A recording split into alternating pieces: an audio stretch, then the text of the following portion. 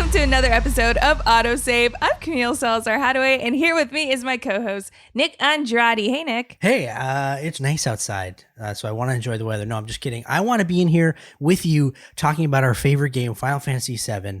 It is our favorite game. I don't care what you say, and we're going to talk about it, and we're going to love it. We are going to love it. It seems like you're trying to convince everybody, but we'll get to that later. On this episode of AutoSave, like Nick said, we're going to continue our deep dive into Final Fantasy VII Remake. Now, where the story left off last time, well, it was a nice bonding experience with Cloud and Aerith as they showed us their potential romance blossoming. I'm trying to change my voice to romantic. Tifa was kidnapped on purpose, but it's okay because Cloud and Aerith had lots of time together, and they actually realized that Tifa was going to be a potential bride for Don Cornero. Now, this was an interesting turn of events because Cloud really let down his barrier of, just being brooding all the time. And he got a hand massage. He did his dance on. He dressed up as a woman. And even after all of that, it ends up with Tifa and Aerith in the sewers. All right, you got me. I could never say no to a sexy girl. Since Avalanche blew up 2 reactors, Shinra's decided they ought to stamp them out, home base and all. And I mean stamp out. By targeting the support pillar and blowing it up.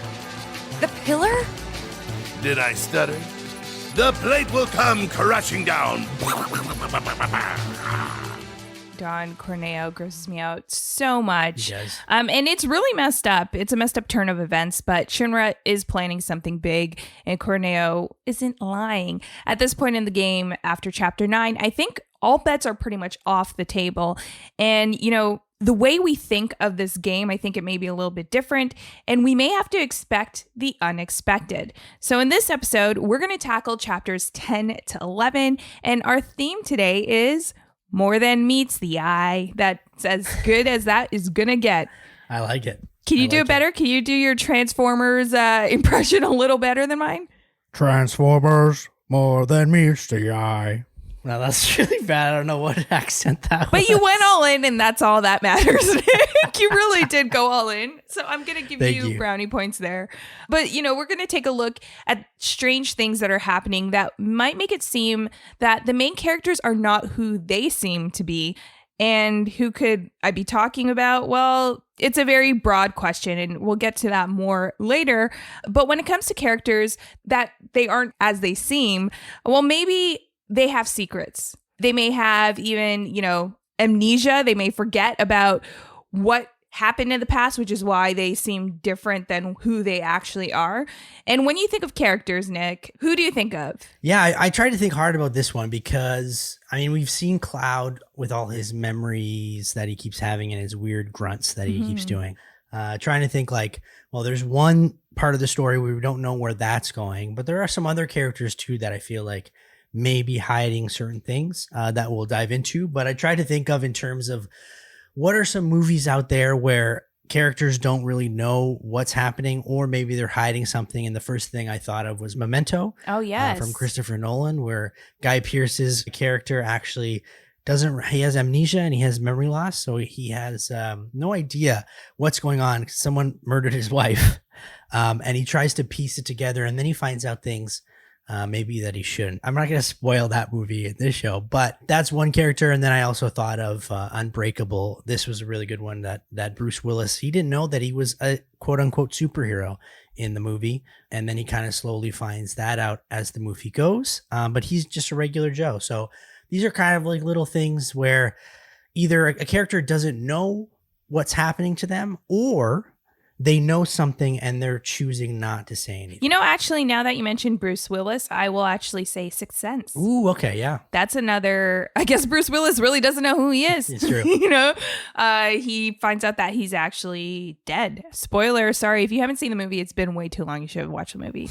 Another one that I think of is actually video games God of War, Ooh, his yeah. son. Good call. You know, Yes, good if you've call. played the recent one, you find out that he's someone else. And then that takes me into thinking Marvel, Loki, actually, when he poses as Odin. For the longest time, Odin, you know, you think it's Odin, but he's not who he says he is. So yeah, there's a lot of moments where you could see characters. Born Identity is another one, where he suffers from amnesia. Captain Marvel, another Marvel reference. Brie Larson as Carol Danvers. She remembers who she is after she finds out her identity as a Kree warrior and all that stuff. And you could even say maybe even Bucky Barnes in Captain America, the Winter Soldier. I think that's a really obvious choice too. There's so many characters out there, and we're going to explore why it's so interesting, these characters when they're going through these moments, specifically with Final Fantasy VII Remake. After the break, we will dive into Chapter 10 of Final Fantasy VII Remake on AutoSave.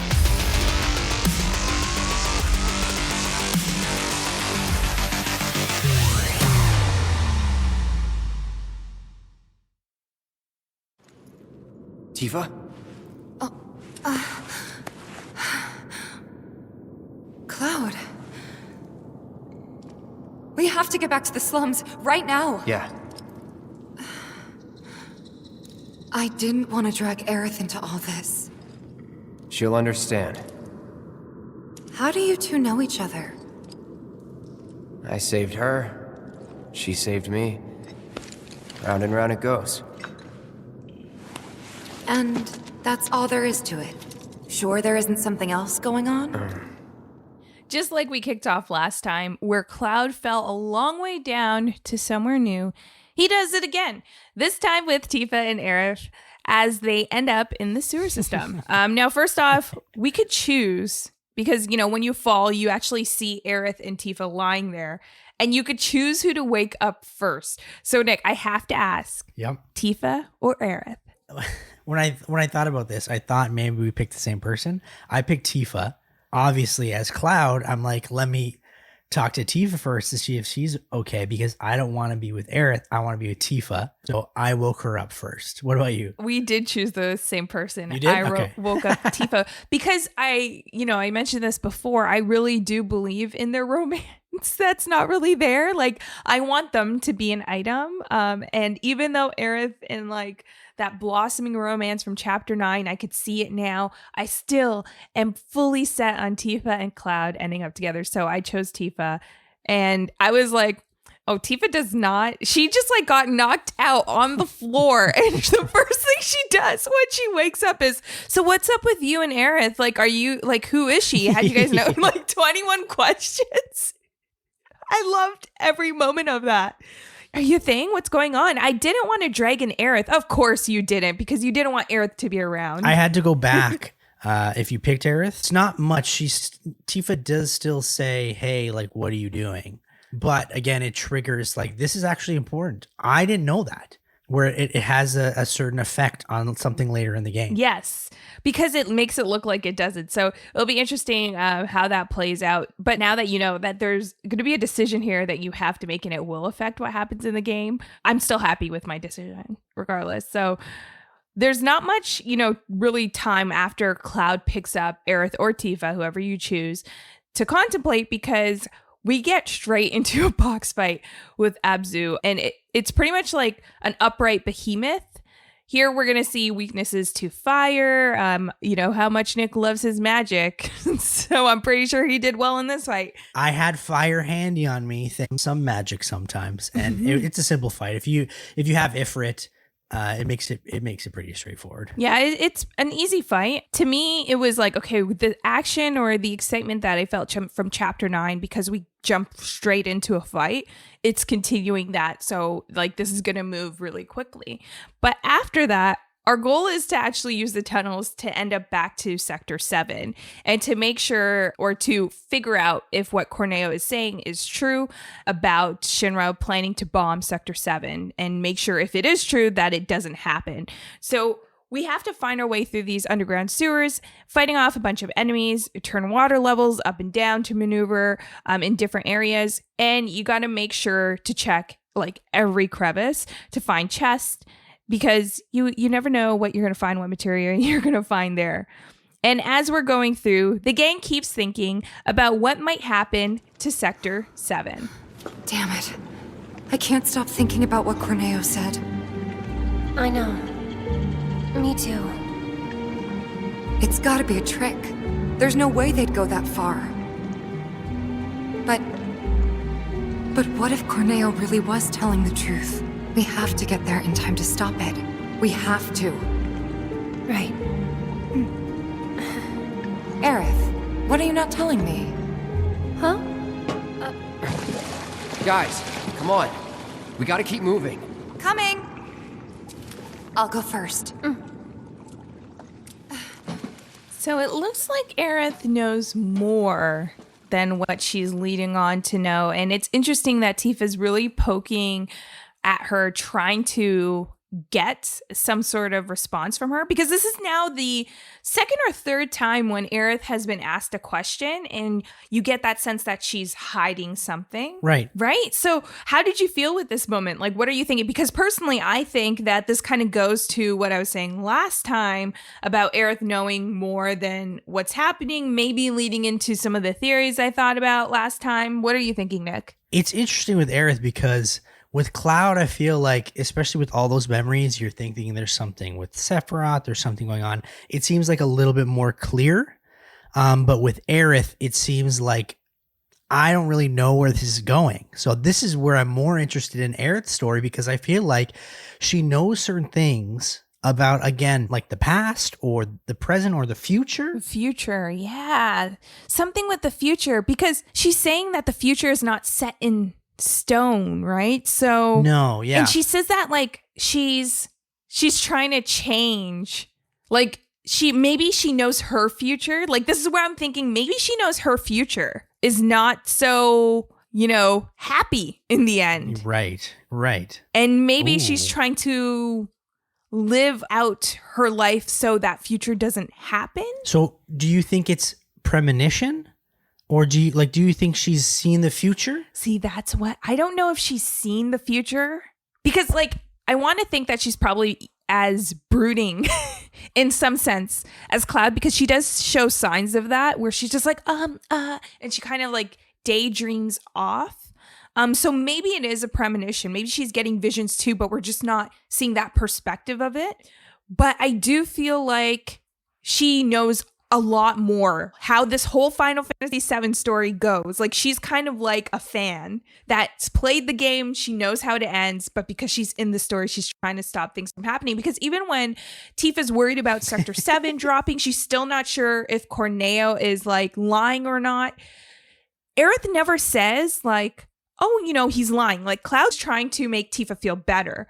But Aerith never goes to that point where she's just like, no, that's not going to happen. He wouldn't, right? She's more just like, don't worry, it'll be fine. That's why I'm just a little unsuspicious of Aerith. You know what you're reminding me of? And again, the listener can't see us, but we're actually on a call. And I see how she's being animated, Camille. And it looks like, when someone's trying to solve a murder mystery and they have the red string that's connecting all their suspects.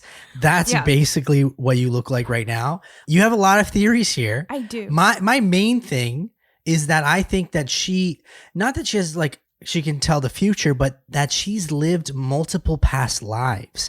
That's my guess. And that she knows certain things from maybe certain, again, we've talked about this whole multiverse kind of situation here, that maybe she's lived so many different memories and she kind of knows these people already. It's a different story, but at the same time, she kind of knows where maybe some of these things are headed. I don't know. It's interesting. Again, I think this is more interesting than Cloud's story, because I feel like Cloud's story is something we can find out. You don't think so? No, I think they're both interesting because I think they're linked. Oh, like how Cloud was seeing that other Cloud, maybe Aerith sees other Aeriths. Right. And they talk to each other.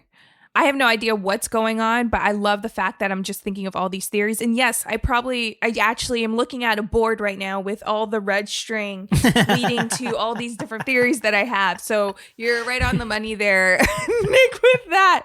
Now, at this point, We got to turn on an old-timey generator. Like, Our favorite. with all the tech that's in Midgard, Yeah. why is everything looks like it's been rusted to the bone?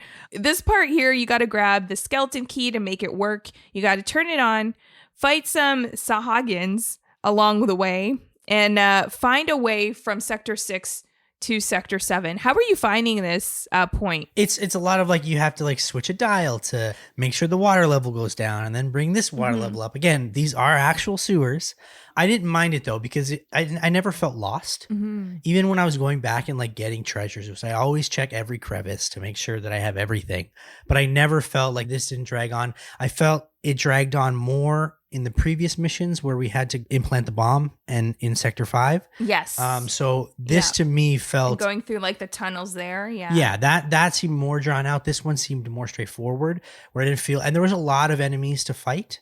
So I felt like I was getting a lot of XP and feeling good about it. And it happened pretty fast. So I didn't really... Like it wasn't a big deal for me. I don't know. What about you? Yeah, I thought it was okay. I just kind of was bummed that we were leaving, Chapter 9. Yeah. So I was hoping that it would keep up the action and the suspense. Like It didn't. But it didn't. No. It kind of falls a little bit after that boss battle. And then when you're walking through the maze, there are a lot of enemies that keep you interested. And there's a little fun little part here because you have the wastewater pumps, like you mentioned, Nick, and you have to use the left analog stick and hit X as many times to expand the red area on the switch. Oh, yeah. Yeah. And you got to make sure the needle hits the right spot and you're off to the races. For me, these mini games really test my patience. 100%. I don't know what it is about my reaction time to things, or like if it's just maybe the animations, the cues in the game. I don't know what it is, but I'm not that great at these little mini games. So it was challenging. It's always these ones. I don't have a lot of problems with other ones, but I guess with water, I had the same problem It's in the Miles water Morales, where we had to fix a switch that had a water level, and we had to make sure we got it on time. That, yes. It's similar here, and again, I got to start reading instructions because I don't read the instructions properly. It literally tells you what to do, and I have to then go on YouTube because I don't read the instructions and be like, oh, that's how it works. Yeah. You want someone else to tell you what to do other than the game. Because I don't want to read. Yeah. you don't want to read. And you don't want, it is a lot of reading. And I feel like we're kind of doing the same thing here with our audience. We're telling them how the game goes. So let me continue. At this point, you fight some creatures, and this will actually trigger a cutscene of the three of you warding off a lot of creatures. And that's kind of it for Chapter 10. Basically, just a giant maze, some water puzzles, and then that's it. No big plot points along the way. It just sets it up for what's next. It's deserted and kind of creepy. People don't come around here often. Not just because of the monsters, but because of the stories. What kind? Everyone seems to think that the train graveyard is haunted. Those who lose their way out there in the dark of night will never, ever find their way back home again. Is that right? I mean, it's not like I think it's true or anything. But, it's just... Then let's hurry. I feel like in that moment, Tifa was like, it's not like I'm a kid who thinks like ghost stories are true or anything like that, Cloud. Like, still like me. I'm cool. She has to, still have some sort of coolness for Cloud so that she can date him eventually, I guess. I have no idea. But you know what I wanted to mention? After the success that was Chapter 9, I felt like the energy level just really, really bottomed out here, right? Chapter 9 was colorful. We had so much fun. Cloud was out of his shell.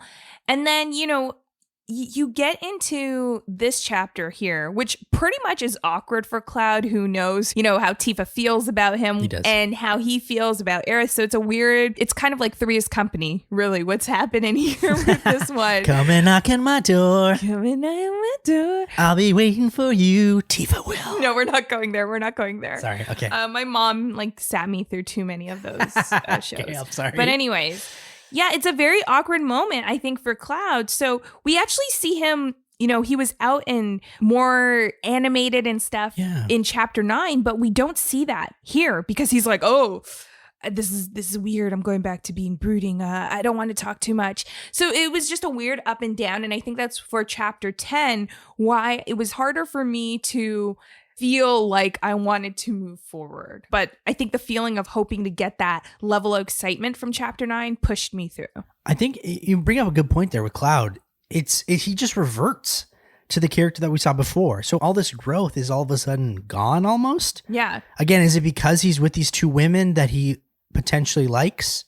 So he's trying to act like, yeah, whatever, I don't care. I'm not really sure if that's the reason, but again, the level just changes completely. Where now Cloud is like, I'm not really scared of ghosts, like whatever, like I don't like them that much, but you go find, like, I don't know. It's just, come on, man. Like, we grew with Cloud, so now we're trying to. We saw you dance. Yeah. For goodness sake. You could stop being broody and put up a show. You know, we're all friends here. Just tell us what you're really thinking. And maybe it's the fact that he's in a graveyard. He's feeling so down. Because, like Tifa mentioned, they're in the train graveyard, and it's a junkyard for decommissioned train carriages. And the group needs to pass a large facility to reach Sector 7. This place just is full of creeps. It's deserted. There's like things that it like just gives you like a vibe like someone's watching you, and they can't go back, which is the other thing. It's like you can't go back to where you came from because you got to move forward. So they put on their big boys and girls pants and they move forward. And Tifa tells us about, you know, people getting lost in this graveyard and never returning home again. They never return. And then we also hear some kids laughing. And that's kind of where I checked out and was like, nope. So I paused the game. I was like, not today. I didn't. Actually? I was like, not doing this right now. Yeah, I'm not doing this right now. Okay. That when I heard like anything that is like kind of creepy, they're trying to set it up to be haunted. You introduce kids, that's my out. No, show me the door. I instantly think of Freddy Krueger and 1, 2, Freddy's coming for you. So I think of that, but like children laughing, it's like, oh, hell no. And I know this isn't a scary game, so I'm not anticipating there to be much jump scares, but I thought there was going to be one. And if you get me with a jump scare, I'm not going to be happy, Square Enix, which I guess didn't really happen, but I don't know. This whole, even especially like, I didn't remember this from the original game. And I had to go back and see like, oh, this actually is part of it. Yeah, it is. There's actually a level that is the train graveyard. And I went forward with it. But again, like I wasn't feeling it.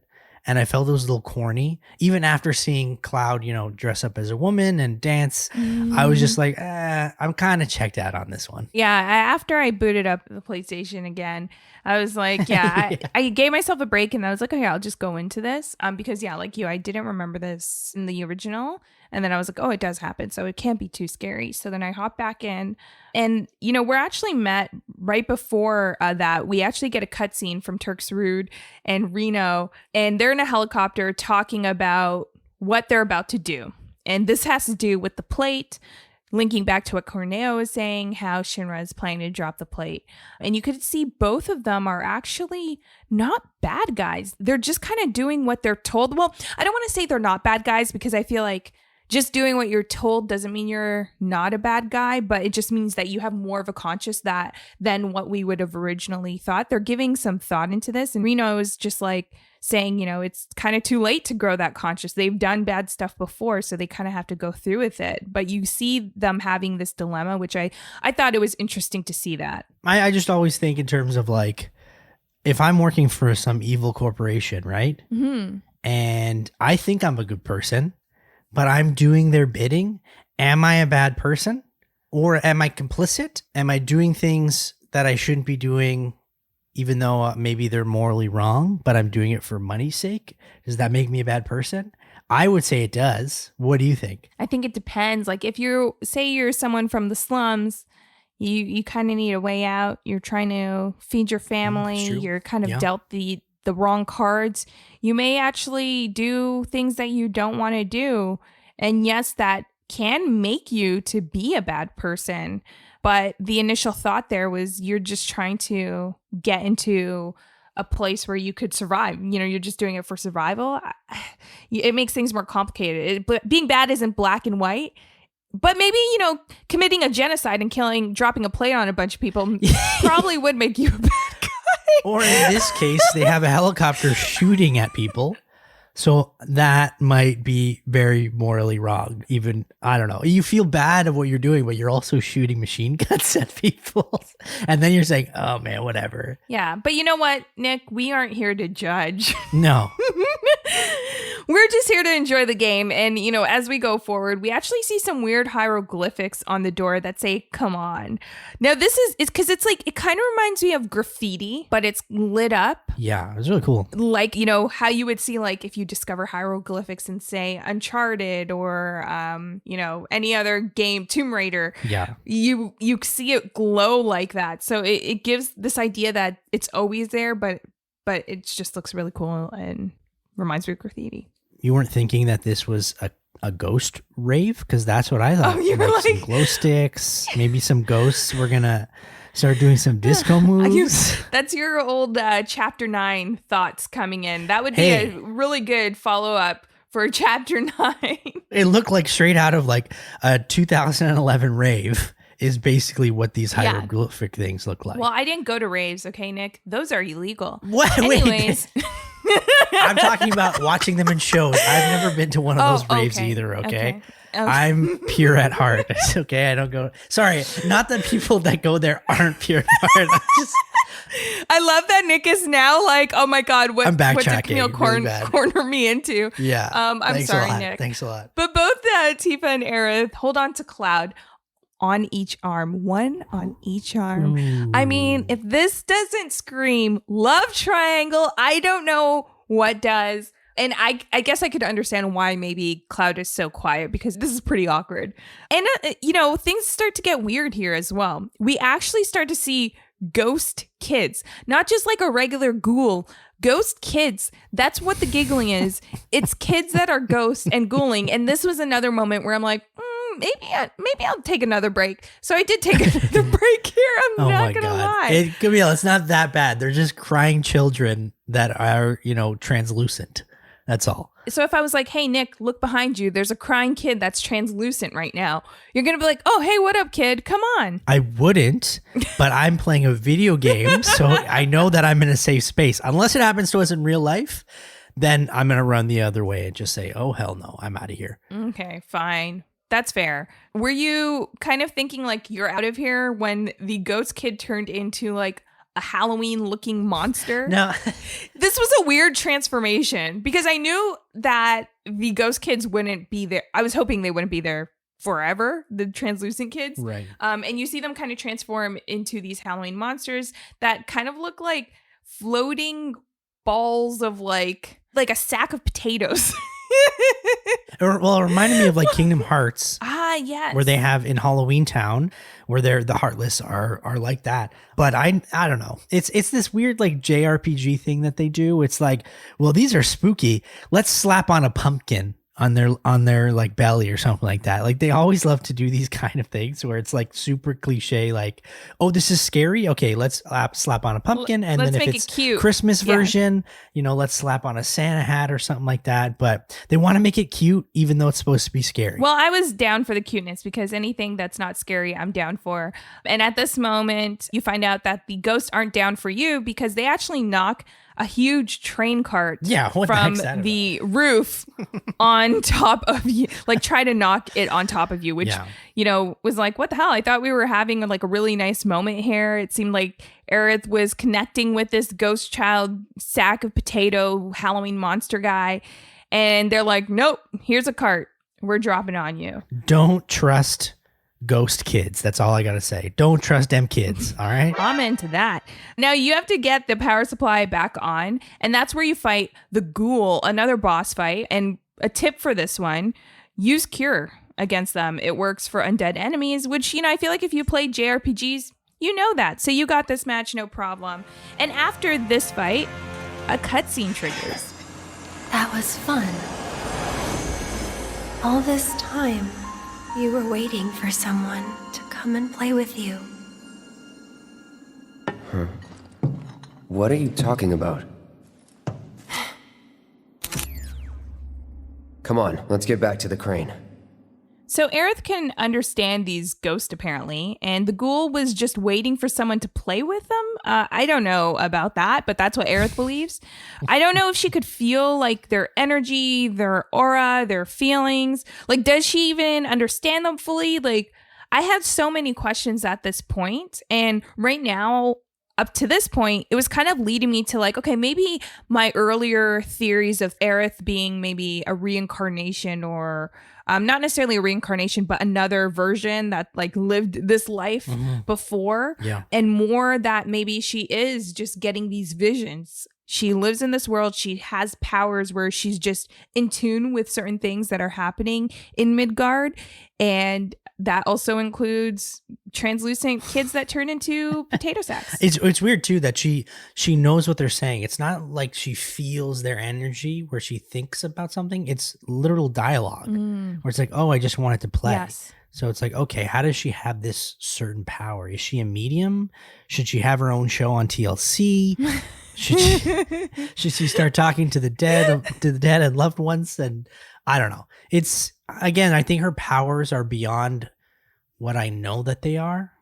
So this is where I'm trying to think in the moment. I'm just like, okay, she definitely is a superior being than most people on this earth in Midgard or whatever the earth is called in this game is. Yeah, and it got me thinking back to the original. Like, did she actually die, right? Like, the okay. Easter eggs before is like, oh, you could actually revive Aerith in the original. Yeah. You remember that? Like, Yeah. how people were talking about that. I feel like maybe the devs were like, we're going to play on that. And maybe she didn't die. Maybe she just got, like, elevated to another level. Again, crazy theories Maybe coming she's from the an girl with the angel. tinfoil hat. Maybe she's an angel. Hey, I wouldn't put it past Final Fantasy, a Yeah, JRPG right now, to yeah. do. So you never know. You never know. But what we really get from this dialogue is the possibility that these kids may be trapped here and they can't leave, which makes things more interesting because that means that there's another layer of like evil happening in this graveyard rather than just giggling translucent kid. Now, Tifa then sees a vision of Marlene, and this part is really interesting. She sees Barrett's daughter, and she has a flashback to Marlene talking about the train graveyard and wondering when Barrett will come home, and she's sad about it. And we see the translucent Marlene be sad about it as well. And then Tifa shrugs it off to Cloud, but it's clearly got her thinking and it has her distraught by this vision. So, Nick, what do you think the heck this is? What is going down here? Because there's so much mystery in this graveyard. And it does remind me of like you visiting, if you were to visit a haunted house in real life, like all these stories that you hear and maybe you experience something and you're reading into it. But do we think like, is Tifa actually seeing Marlene here? I think it's sort of like, not a hallucination, but once you enter this zone, there's probably something that kind of triggers these feelings where I don't think she sees Marlene there, but she's thinking about Marlene. And then because of the way that this train graveyard might have like some sort of aura going on or some sort of magic, that it is like making this perception a reality. And so like you see them as if they're already there. I don't know. Because now it's happening to Tifa. So it's like, does she have something going on as well? You're right. Because now I never thought about... Are we thinking about this No, too much? no, I don't think we're thinking about it too much because you're right. I never thought that Tifa's experiencing the same thing as Aerith, but you are right. She is. She's able to talk to this kid when it seems like other people can't and hear what they're saying. So yeah, maybe this place is feeding off their memories and kind of making them have either visions or premonitions of something that's going to happen. It's really interesting. This is why you don't go into a graveyard. There's a lot of freaky things that happen that you can't explain. But this is a real eye-opener for Tifa because like you said, she's distraught because you're getting a better understanding of how a war and, if that plate is dropped, like how this really does affect the people near and dear to her. And even if Barrett is trying to do the right thing, Marlene suffers at the end because of his time away from her. So what Avalanche is doing, they are making a great sacrifice, but then you have to beg the question of like, is their sacrifice worth it in the end? Now, this is when things get more interesting. Got it. Yeah, of course I do. We can got the damn thing whenever. It's just that.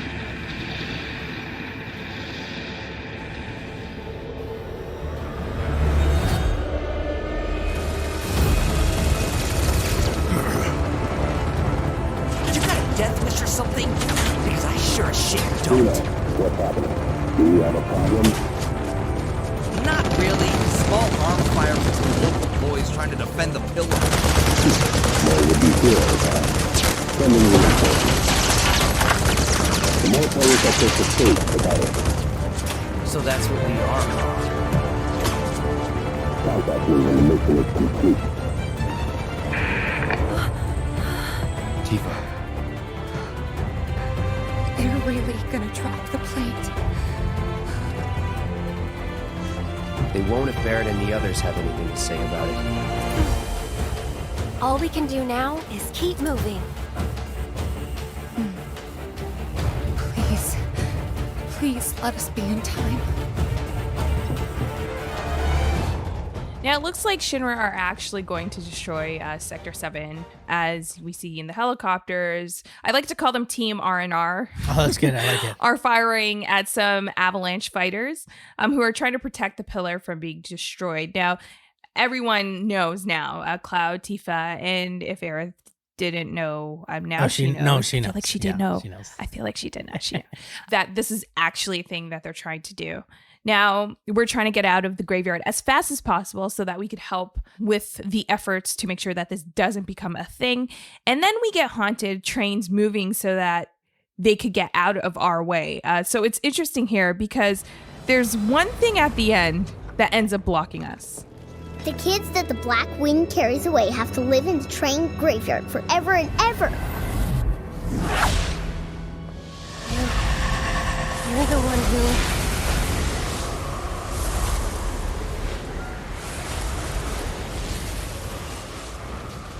Are you ready? We found you! You got me. Hey, where's Aerith? I'm ready. I'm ready. I said I'm ready. Come get me. I'm right here.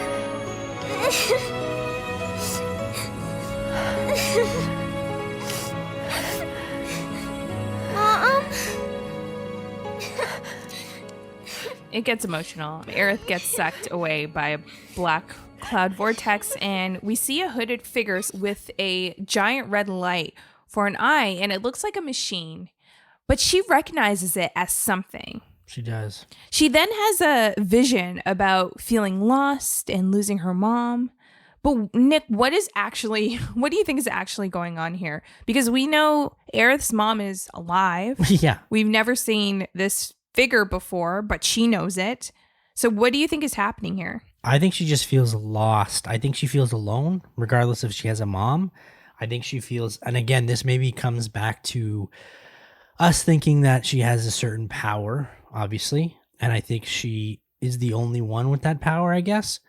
So again, because she has these premonitions, whatever, I think she feels like she's alone, that regardless of, her friends were trying to find her, but they couldn't. Like, what's that about? And then this machine guy who we end up fighting eventually. But it seems like she looks at it like she's like, I know who this is. Which again, does that mean that maybe some of these enemies or monsters are the dead coming back to life as something else? And she knows that it is? Again, we're thinking too much into this, but Aerith, to me, in this, like, she steals the show in these chapters because I'm starting to really look at her as, what really is her deal. I know in the original she dies at Sephiroth's hands, but in this one I feel like, again, there's something different going on with her. The original game, she just seems very surface level because of the dialogue, I guess.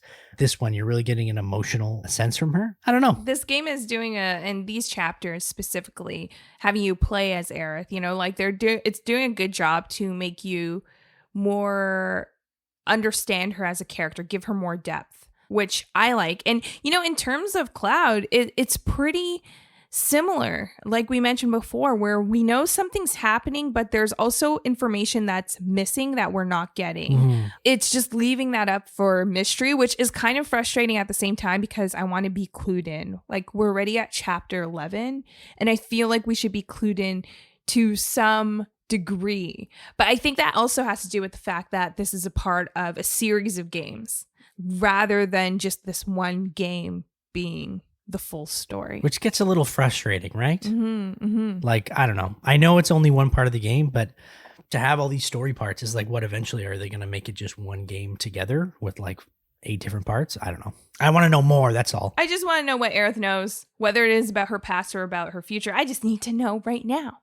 And luckily for Aerith, Cloud and Tifa show up and they rescue her. And it was actually really great how that happened because, you know, she was having this cutscene of like being lost and then a friend finds her and it's not even Cloud, it's Tifa. Yeah. So I think the game is trying to build up a friendship between the two of them rather than them appearing as like rivals. I like that too. Yeah, we also get a boss fight here, not a small one. It's a pretty big boss fight. It is, yeah. Eligor. I always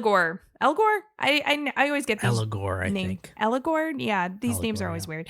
It's pretty much like a machine with one eye. It's the same one that Aerith saw before, which that's a pretty quick premonition because usually if you think you're having a premonition or seeing something, it would be later down the road. Oh, I know, right? But it literally just happens after she saw, which proves that she kind of knows what's going on here. Yes. Like she must have seen some of the steps that's happened before play out in her head or have visions of them as they're going through this. And as Tifa questions her, if we're now seeing the monster, like that's just the logic that I have. But this fight's pretty straightforward. How'd you find it? Pretty easy. I think fire again is the main magic that you can use to stagger it. And again, I'm at this point now where this felt like such of a filler kind of chapter, especially that I know what's going to happen. I'm just trying to get on to the next one as soon as possible. All right. Well, and you know what, Nick? I'm with you. It's kind of like a filler. And with that, pretty much at the end of this boss fight, you just kind of go off to find your way into Sector 7 to help Avalanche fend off the Turks. And after the break, we'll actually give our final thoughts of Chapter 10 and 11 on AutoSave.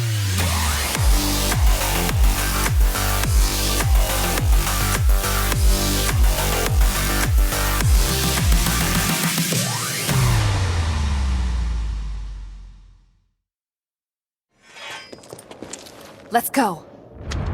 Right. Right.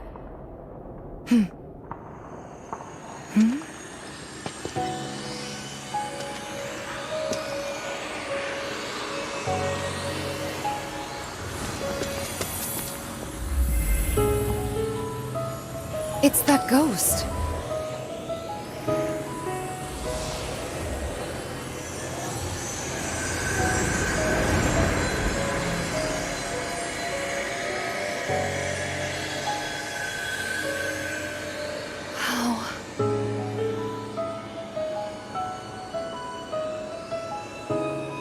So long.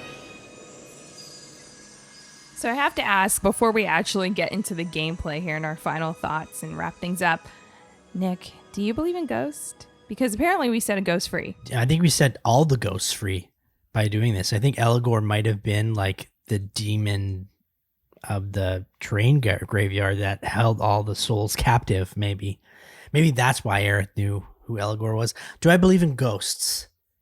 Yes and no. Oh. Sometimes like I see these mediums on TV and yes, I know that it could be fake, but sometimes I think like, wow, like that's got to be pretty accurate. And I've seen firsthand like some of these psychics, they get things right. I'm not just talking about TV, but like I've heard of stories where it's like, it's interesting. Sometimes I think like, yeah, maybe it might not be ghosts, but it could be souls. But do we even have a soul? This is a big topic that we can expand on more, but I don't know. So I'm going to say yes and no. It's almost like, do I believe that there's aliens? It's like yes and no. Oh. Because I'm like, I want to believe that there's other, life forms out there because there's other kind of Earths out there. So maybe there's ghosts. I feel like you're looking at me like I'm a weirdo, but what's your opinion on it? I just love the fact that you're so uncertain about it. I am 100% in the belief that there are ghosts. I truly believe it. I've had encounters with things. Oh, explain, please. No, I don't, because it creeps me out and I'm in a new house now. I don't want to bring that energy here. But yeah, I've had instances that are very hard to explain happen to me. Ooh, okay. Things that I've seen happen to like not just me alone, like me with other people as well. So I do believe in ghosts, and I feel like, hey, if you're there, do you, I'll do me. Just let's keep that separate. 'Cause I don't want anything to do with you. And I do believe in aliens. I think aliens exist. So that's my little weird tidbits there. But yeah, I believe it. And obviously Aerith believes it, as we saw in these chapters as well. And we saw her release these kids from the grasp of this demon, which I feel like, because you said maybe this is the monster that was holding them, was the game not clear enough? Like, I feel like for me, like, I don't know either. I feel like right here, if that's what this was supposed to be, the game was not clear about that at all. Especially when they took the time to do so much filler like this. Maybe just flush it out a little bit. Like, you've already led us on this trail for so long. Just give us a couple more minutes of maybe explaining what's going on specifically, because there's a lot that you can dissect in this mission where you think like, okay, maybe Aerith is this, maybe Aerith is that, maybe these kids are that. It doesn't really explain it. But yet all of a sudden at the end, it sets the spirits free, I guess, with the glittery green lights, but it doesn't really explain anything. But again, like, we don't know about aliens or if there are ghosts. I think maybe that's just the whole kind of empty space of it where we don't really know. Like, you're not supposed to know for certain what happens. Exactly. I just think it was maybe poor writing. I think they were trying to go into... No, honestly, I feel like maybe it was they were trying to just go heavy on, there's a lot of mystery within Aerith's character and what's happening with her and what's happening with Cloud, and we're trying to keep it very much like open-ended and like have people just keep assuming what's happening but not tell them the answers, that they just were like, oh crap, we forgot like actually putting a bow on this chapter in terms of what happened to that kid. I think maybe it's because chapter 9 was so out there. And then as we go into chapter 12, we're not going to talk too much about it, but you know, it gets a little heavy as well. So it's like they're trying to, I guess, maybe bridge the gap. So they're like, let's just throw in this to make it a little more calm and just get you through this so that we can get from one energy level to the next without feeling like it's just so much bombardment of like, here's action, here's everything happening and dancing and fighting and killing and whatever. So it's like, let's just balance it out a little bit. But they didn't flush it out. They shouldn't have. They should have. They really should. Now, a couple notes here about the gameplay. Now, in this, you could pick up feathered gloves in chapter 10 and get warding materia as well. Now, with that and, you know, the enemies that you face, Nick, were there any battles in here that you found very difficult, or were there any items that you were like really happy to get? I've never really used the feathered gloves. There's a bunch of material you can get, but nothing really stood out to me. None of the enemies were too difficult. The ghoul was, I guess, more difficult than Allegor because you had to dodge a lot. It spammed a lot of things your way that you had to dodge. But no challenging. There's a few missions in this game that are very, very challenging. I don't think this is one of them. Okay. All right. I'm on board with it, with those thoughts as well. I feel like this is pretty straightforward. It kind of reminded me of the earlier missions before. I feel like it was chapter 7 that or maybe chapter 8 where we said it started to really pick up in terms of its pacing and difficulty. So I'm with you with that. It's given us a little break here. Now back to our theme this week, which is more than meets the eye, a la Transformer style. And this time the theme was a little more subtle in the game than previously than what we visited before. I think so. Yeah. It wasn't like actually so glaring like Cloud and his visions and, you know, not understanding. It had to more do with Aerith and, you know, her being a person and figuring out what she's hiding or knowing that she is hiding something. And she clearly has demons, which maybe took a literal maybe this is why this chapter was about the graveyard and uncovering Aerith's secrets, right? Because like those demons were representative by all the ghosts, but especially there's something there that's happening from her childhood that she's trying to hide from us or not let us visit. And she always tries to play it off as a positive way, that she puts a spin on it.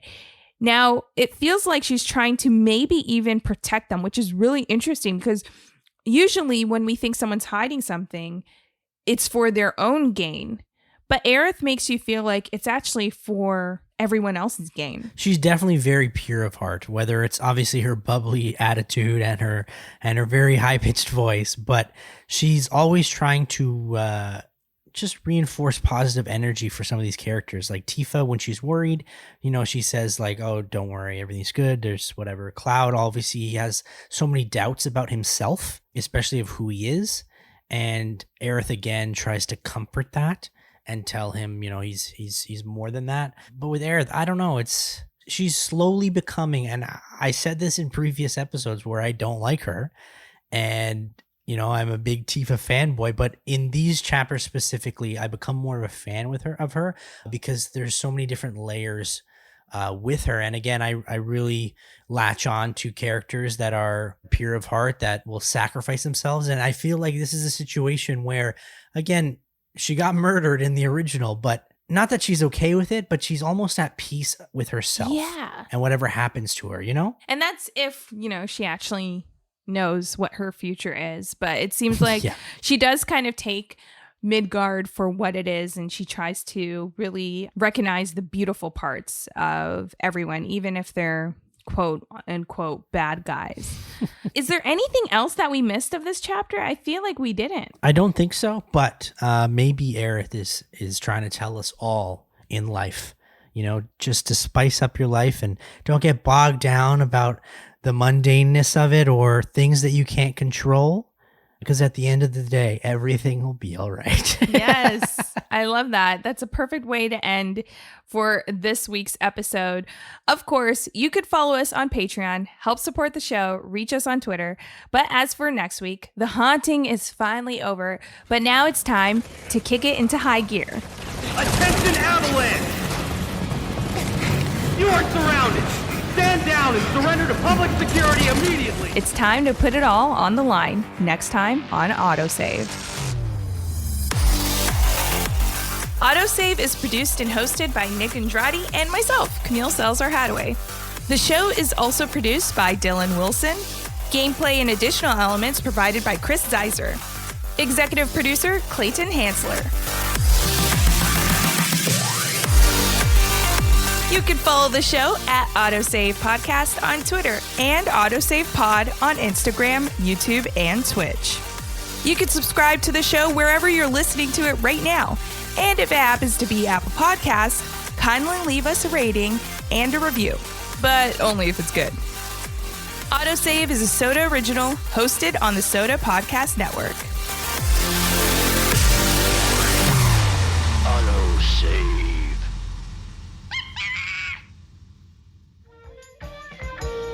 Come and knock on my door. I'll be waiting for you. Tifa.